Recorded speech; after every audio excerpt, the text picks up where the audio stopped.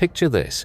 A brilliant young man stands alone atop a 100-foot steel tower in the New Mexico desert, making final adjustments to a device that will forever change the course of human history. In just hours, this contraption will unleash the power of the sun itself, creating a light brighter than any ever seen on Earth. The man making these final preparations? J. Robert Oppenheimer, about to become the most famous and controversial scientist of the 20th century. But here's what most people don't know about the father of the atomic bomb. This wasn't just some government scientist following orders. This was a man who read ancient Sanskrit texts for pleasure, quoted poetry during the most intense moments of scientific discovery, and would later be destroyed by the very government he served. The story of Oppenheimer isn't just about splitting atoms. It's about a brilliant mind caught between scientific curiosity and moral responsibility, between patriotic duty and human conscience. Today, I'm going to take you inside the extraordinary life of the man who created the most devastating weapon in human history, then spent the rest of his life grappling with what he had unleashed. This is the untold story of J. Robert Oppenheimer.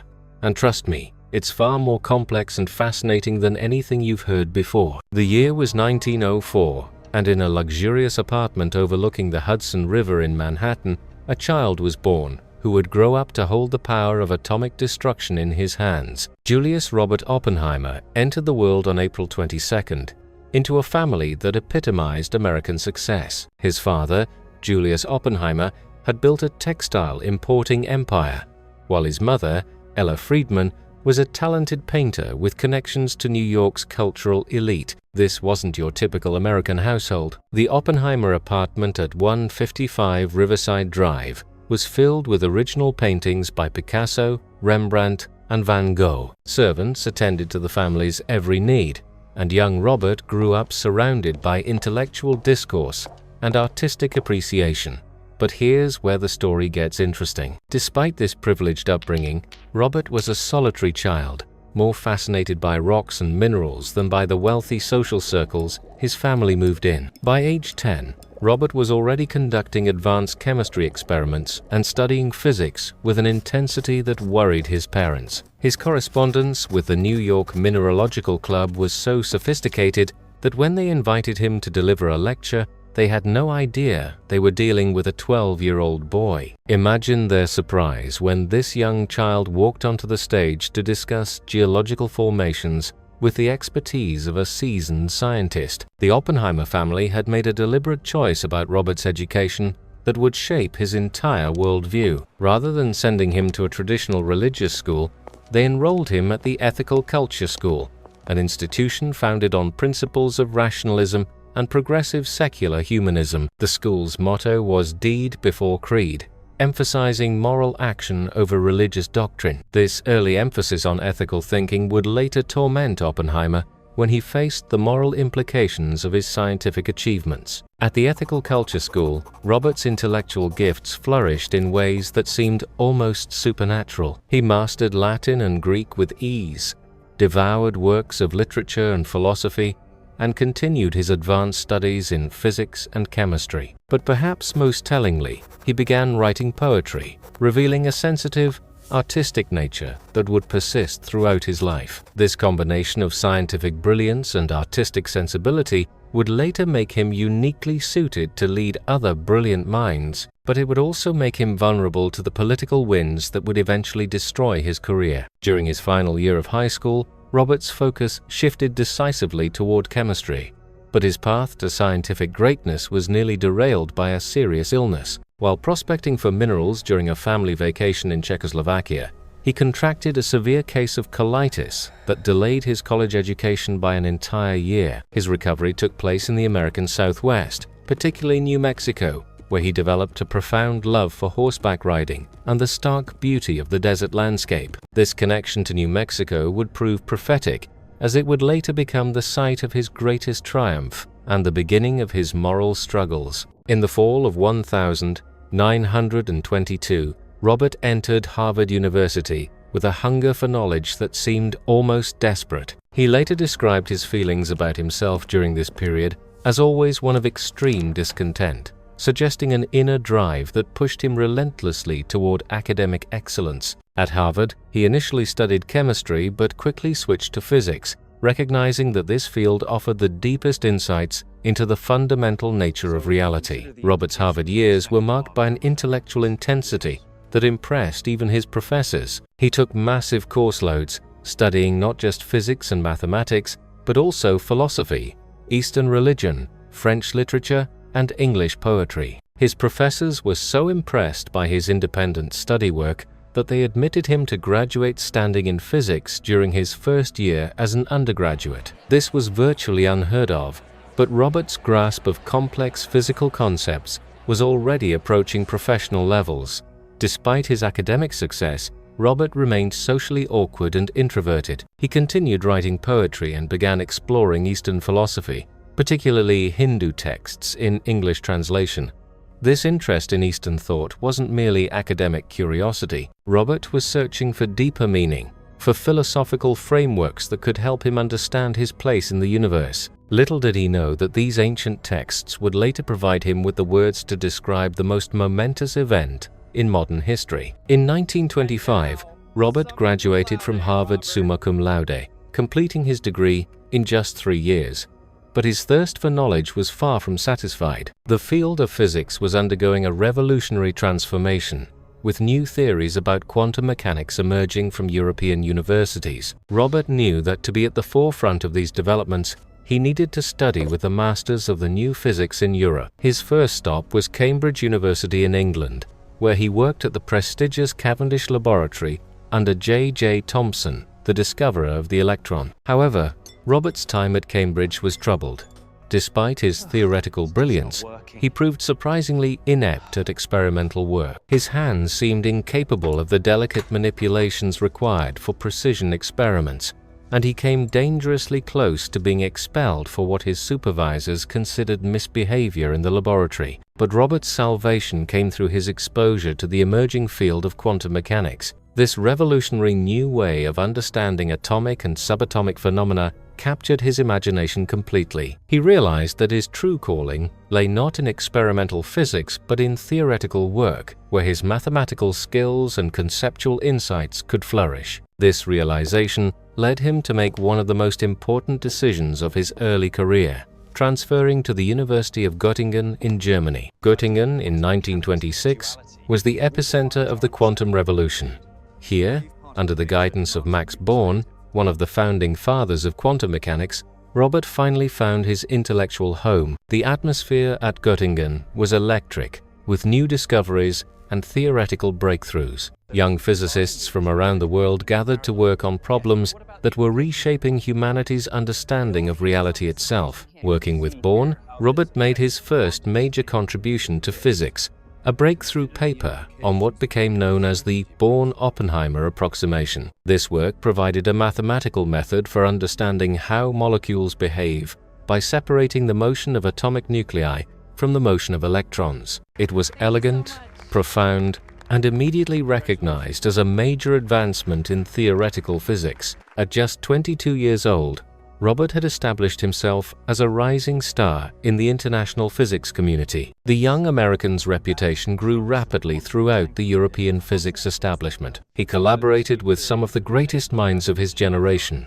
contributing to the theoretical foundation that would eventually make atomic weapons possible. But at this point, Robert was driven purely by intellectual curiosity, by the desire to understand the deepest secrets of matter and energy. After completing his doctorate at Göttingen in 1927, Robert faced a choice that would determine the trajectory of his career. He could remain in Europe, working alongside the legendary physicists who were revolutionizing science, or he could return to America and help establish the United States as a major force in theoretical physics. The decision wasn't difficult for someone with Robert's ambitions and patriotic instincts. Multiple prestigious institutions courted the young physicist, but two offers particularly caught his attention. The California Institute of Technology in Pasadena wanted him, as did the University of California at Berkeley. Rather than choosing between them, Robert made an unconventional decision that would define his next decade. He accepted both positions, splitting his time between the two institutions. This arrangement was practically unheard of in academia, but it worked brilliantly for Robert. At Caltech, he engaged with cutting-edge experimental work and collaborated with some of the most innovative minds in American physics. At Berkeley, he built his own school of theoretical physics, attracting brilliant young students who would later become leaders in the field themselves. Robert's teaching style was unlike anything his students had experienced before. He didn't just lecture about physics equations and mathematical formulas.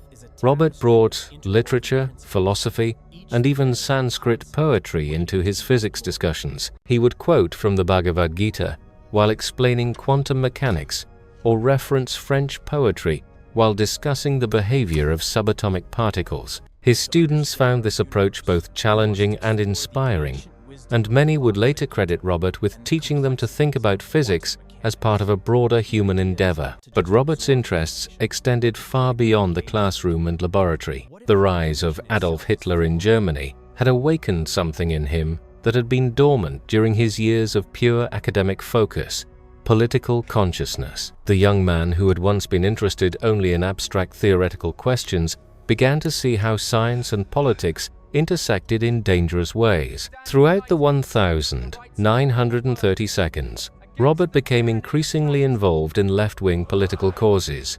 He attended meetings of various organizations that supported workers' rights and opposed fascism. He contributed money to causes supporting refugees from Nazi Germany and the Republican side in the Spanish Civil War. These activities brought him into contact with members of the Communist Party, including several individuals who would later become central figures in his downfall. One of these figures was Jean Tatlock, a brilliant psychiatrist and writer who became Robert's lover in 1936. Jean was a committed Communist Party member, passionate about social justice and deeply troubled by the rise of fascism in Europe. Her relationship with Robert was intense and tumultuous, characterized by long philosophical discussions about politics, literature, and the responsibility of intellectuals in times of crisis. Through Jean and other associates, Robert was exposed to Marxist ideas about the role of science in society. He attended Communist Party meetings, though he never became a formal member himself. These associations seemed natural to him at the time, driven by his genuine concern about the threat of fascism and his desire to see science used for the betterment of humanity rather than for destructive purposes. Meanwhile, Robert's scientific work continued to flourish. He made significant contributions to quantum field theory, astrophysics, and nuclear physics. One area that particularly fascinated him was the study of what happened when massive stars collapsed under their own gravity. Working with his student Hartland Snyder, Robert published groundbreaking papers on stellar collapse that essentially predicted the existence of black holes, though that term wouldn't be coined for several more decades. His work on stellar collapse was mathematically elegant and physically profound, but it also had an eerie quality that seemed to foreshadow his later involvement with weapons of mass destruction. Robert was exploring what happened when matter was compressed to unimaginable densities, when the normal laws of physics broke down, when gravitational forces became so intense that not even light could escape. These cosmic catastrophes fascinated him, perhaps because they represented the ultimate expression of nature's power to both create and destroy. By 1940, Robert's personal life had undergone a major transformation. His turbulent relationship with Jean Tatlock had ended, and he had married Catherine Poening Harrison, known to everyone as Kitty. Like Jean, Kitty had connections to communist circles, having been married to a Communist Party organizer who died fighting in the Spanish Civil War. But unlike Jean's tortured political idealism, Kitty brought a practical toughness to their relationship that would prove invaluable in the challenging years ahead. Robert and Kitty settled into married life, just as world events were making his expertise in nuclear physics increasingly relevant to national security. Reports were filtering out of Nazi Germany about experiments with uranium that suggested the possibility of creating incredibly powerful explosive devices. The scientific community was buzzing with rumors and speculation about whether such weapons were actually feasible, and if so, whether Hitler's scientists might develop them first. In the spring of 1941, a British intelligence report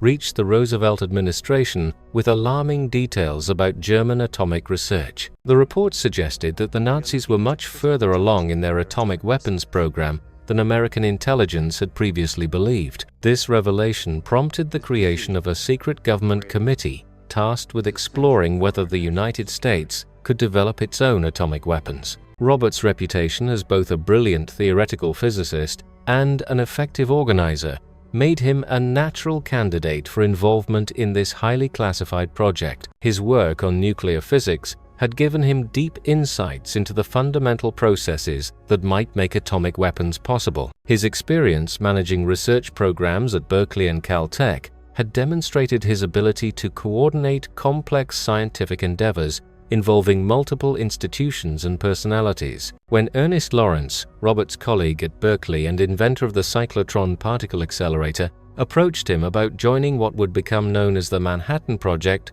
Robert didn't hesitate. Despite his earlier involvement with left-wing political causes, despite his concerns about the militarization of science, he immediately recognized that the threat of Nazi atomic weapons left America with no choice but to pursue its own nuclear capabilities. The decision to join the Manhattan Project would transform Robert from a respected academic physicist into one of the most important figures in world history. But it would also set in motion a chain of events that would eventually destroy his career, his reputation, and his peace of mind. The man who had spent his youth exploring the deepest mysteries of the universe was about to become intimately acquainted with the most terrible applications of scientific knowledge. The project that would consume the next phase of Robert's life was unlike anything that had ever been attempted in the history of science. It would require coordinating the efforts of thousands of scientists, engineers, and technicians across multiple secret facilities.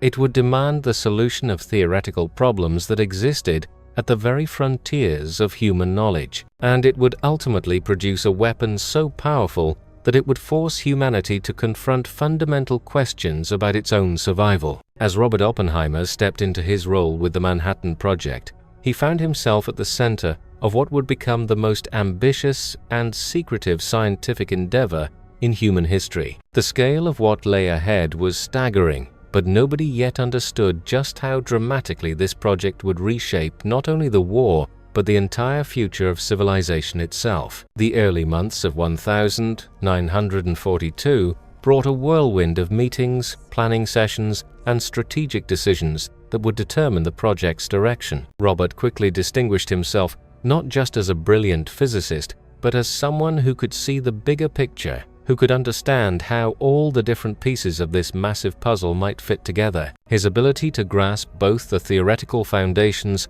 and the practical challenges made him invaluable to the project's leadership. But it was General Leslie Groves who would make the decision that would define the rest of Robert's life. Groves had been appointed to head the entire Manhattan Project, and he needed someone to run the central laboratory where the actual weapons would be designed and built. The choice surprised almost everyone in the scientific community. Robert had never managed anything remotely approaching this scale, and his past associations with left-wing political causes made him a security risk in the eyes of many government officials. Yet Groves saw something in Robert that others missed. Beyond his obvious scientific brilliance, the general recognized a unique combination of intellectual breadth, personal charisma, and organizational instinct that would be essential for managing the collection of brilliant, egotistical scientists who would need to work together under incredible pressure. Groves later said that Robert was the only person he met who truly understood both the scientific and the human challenges they faced. The location for this secret laboratory had to be chosen carefully. It needed to be isolated enough to maintain absolute secrecy, yet accessible enough to support a large scientific community. It had to have adequate infrastructure for construction and supply, but be far from any major population centers in case something went catastrophically wrong. Robert himself suggested the perfect site, a remote boys' school in the mountains of northern New Mexico called the Los Alamos Ranch School. Robert knew this area intimately from his recovery, years after his illness at Harvard.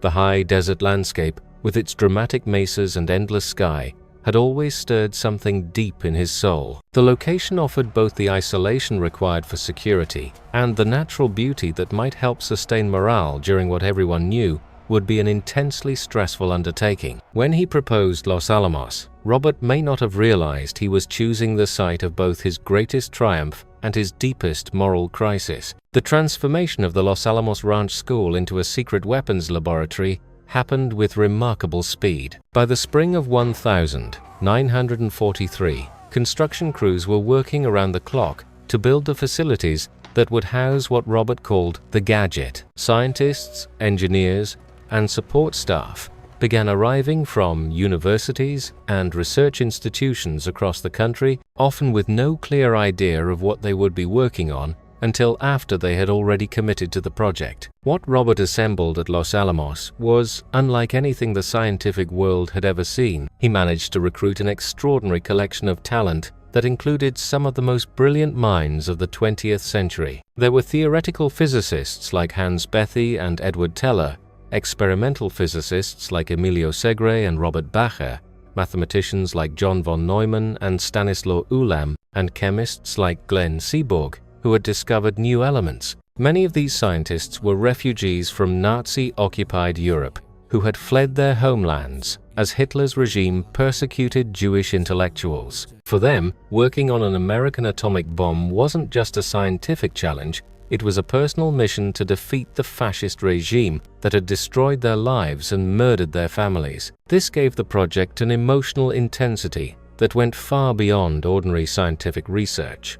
Robert's leadership style at Los Alamos was revolutionary for its time. Rather than maintaining strict hierarchies and compartmentalized information, he insisted on an open atmosphere where scientists could discuss their work freely with colleagues across different divisions. This approach horrified security officials, but Robert understood that scientific breakthroughs often came from unexpected connections between seemingly unrelated areas of research. The weekly colloquia that Robert organized became legendary among the Los Alamos staff. These were gatherings where scientists from different disciplines would present their latest findings and engage in wide-ranging discussions about the theoretical and practical challenges they faced. Robert would moderate these sessions with a combination of scientific insight and intellectual curiosity that inspired everyone present. He had a remarkable ability to ask the right questions, to see connections that others missed, and to keep discussions focused on the most important issues. But the technical challenges they faced were unlike anything in the history of science. Creating an atomic bomb required solving problems that existed at the very limits of human knowledge. How do you purify uranium-235? An isotope that makes up less than 1% of natural uranium? How do you trigger a nuclear chain reaction that releases its energy in a controlled explosion, rather than simply fizzling out? How do you design a device that will work reliably the first time it's used, when testing a full-scale weapon would reveal your secrets to the enemy? The scientists at Los Alamos were essentially trying to harness the same nuclear processes that power the stars. They were working with forces and energies that had never been deliberately controlled by human beings. Every calculation had to be perfect. Every engineering solution had to work flawlessly, because there would be no opportunity for trial and error once the weapons were deployed. Robert thrived in this environment of intense intellectual challenge combined with enormous practical pressure. His daily routine involved moving between different research divisions, discussing theoretical problems with some of the world's greatest minds, reviewing engineering solutions, and making critical decisions about resource allocation and research priorities. He seemed to be everywhere at once, and his presence had a galvanizing effect on everyone around him. The Los Alamos community that developed under Robert's leadership was unlike any other scientific institution in history. Scientists and their families lived in a kind of intellectual bubble, cut off from the outside world by security restrictions, but united by their sense of shared purpose. Children played in the streets while their parents worked on the most destructive weapons ever conceived. Social gatherings featured discussions of quantum mechanics and nuclear physics, alongside gossip about personnel changes and supply shortages.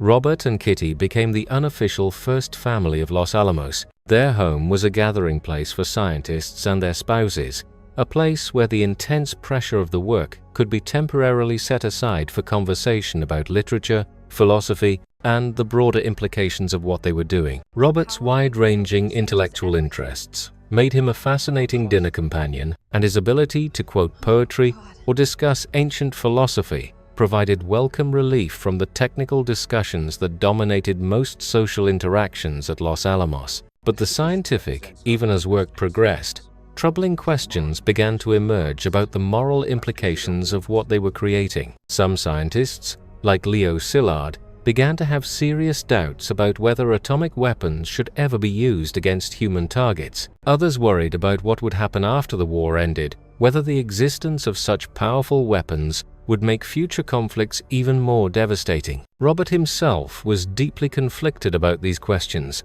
His scientific curiosity and his desire to contribute to the war effort drove him to push the project forward with relentless intensity, but his philosophical nature and his understanding of literature and history made him acutely aware of the profound moral questions they were confronting. He would later describe this period as one of the most intellectually stimulating and emotionally challenging times of his life. The pressure of managing such a complex project while grappling with its moral implications took a visible toll on Robert. Colleagues noticed that he was losing weight, smoking more heavily, and displaying signs of nervous tension that were unusual for someone known for his calm, thoughtful demeanor. The burden of leadership in such circumstances would have been enormous for anyone, but for someone with Robert's sensitive, introspective nature, it was almost overwhelming. As 1944 progressed, and the technical challenges began to be resolved, the reality of what they were creating became increasingly concrete. The theoretical calculations were being translated into engineering specifications. The purified uranium and plutonium were being shaped into the components of actual weapons. The abstract physics problems that had occupied the scientists for months were becoming real devices that would soon be capable of destroying entire cities. Robert found himself caught between competing pressures that seemed impossible to reconcile. Military leaders wanted the weapons completed as quickly as possible, before Germany could develop its own atomic capabilities. Scientists wanted to ensure that every technical detail was perfect, that the weapons would work as designed. Political leaders wanted to maintain absolute secrecy, while also preparing for the diplomatic challenges that would follow the weapon's eventual use. Through it all, Robert maintained his role as the central figure holding the entire enterprise together. His scientific authority was unquestioned. His administrative skills had proven equal to the enormous challenges of the project, and his personal relationships with key figures throughout the Manhattan Project made him indispensable to its success. But the weight of responsibility was becoming almost unbearable. The spring of 1945 brought news that would fundamentally change the context of their work. Germany surrendered in May, eliminating the original justification for the Manhattan Project. The threat of Nazi atomic weapons had been the driving force behind the entire enterprise, the fear that motivated scientists to work 18-hour days and accept the moral compromises inherent in creating weapons of mass destruction. But instead of celebrating the end of the war in Europe, Robert found himself facing even more complex questions. With Germany defeated, was there still a need for atomic weapons?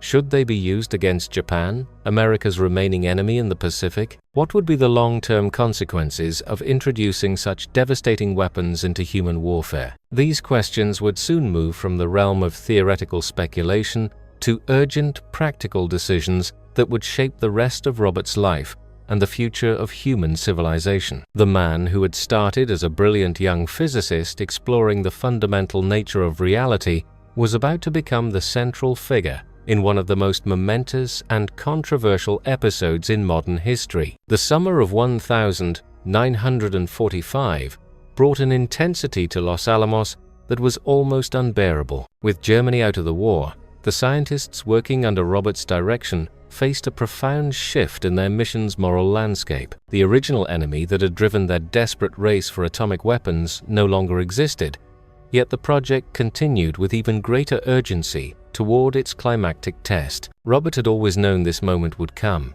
but the reality of it was more overwhelming than any theoretical calculation could have predicted. For months, His team had been working on two different weapon designs. The first, nicknamed Little Boy, used a gun-type mechanism to fire one piece of uranium-235 into another, creating the critical mass needed for a nuclear explosion. The second design, called Fat Man, used a more complex implosion method to compress a sphere of plutonium until it reached the point of nuclear fission. The implosion design was far more sophisticated and potentially more powerful, but it was also completely untested. Unlike the uranium bomb, which scientists were confident would work based on their calculations, the plutonium device required an actual test to prove its viability. This test would be the first nuclear explosion in human history, and Robert was responsible for every aspect of its planning and execution. The site chosen for this historic test lay in a remote section of the Alamogordo bombing range in New Mexico,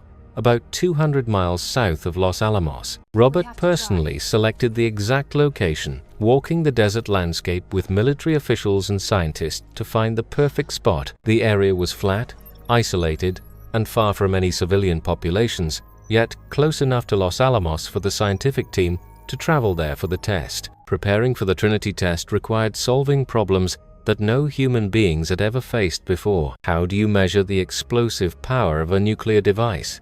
How do you protect observers from radiation while still allowing them to witness and document the test? How do you ensure that the test doesn't cause environmental damage that could expose the secret project to the outside world? Robert threw himself into these preparations with characteristic intensity. He worked closely with Kenneth Bainbridge, the Harvard physicist who served as the test director, to coordinate every detail of the operation. They established observation bunkers at various distances from ground zero, installed scientific instruments to measure the explosion's effects, and developed protocols for protecting the hundreds of scientists, engineers, and military personnel who would witness the test. The device itself was assembled with painstaking care in a specially constructed building at Los Alamos. The plutonium core, surrounded by conventional explosives designed to compress it uniformly, represented the culmination of 3 years of intensive theoretical and experimental work. Every component had been tested individually. Every calculation had been verified multiple times, yet nobody could be completely certain that the device would work as designed. As the test date approached, Robert found himself experiencing a complex mixture of emotions that he had never felt before. Scientific excitement competed with moral dread. Professional pride clashed with human fear. He was about to witness the birth of a new age in human history, but he was also acutely aware that this new age might be humanity's last. The days leading up to the test were filled with last-minute technical preparations and growing psychological tension. Scientists who had worked together for years found themselves snapping at each other over minor issues. Military personnel struggled to maintain security while accommodating the needs of the scientific observers. Weather reports became matters of intense scrutiny, as wind patterns and atmospheric conditions could affect both the test's success and the safety of nearby communities. Robert's personal behavior during this period reflected the enormous pressure he was under. Colleagues noticed that he had become even thinner. His chain smoking had intensified, and he displayed a nervous energy that was unusual for someone known for his calm, intellectual demeanor. He would quote poetry at unexpected moments, as if drawing on literary sources for emotional sustenance that science alone could not provide. J. Robert Oppenheimer's story reveals the profound complexity of scientific genius wrestling with moral consequence. From the privileged child fascinated by minerals to the tortured physicist watching his creation destroy cities, his journey embodies humanity's eternal struggle between knowledge and wisdom, between what we can do and what we should do. The man who gave us the power of the stars also showed us the weight of wielding it, reminding us that our greatest achievements often carry our heaviest burdens.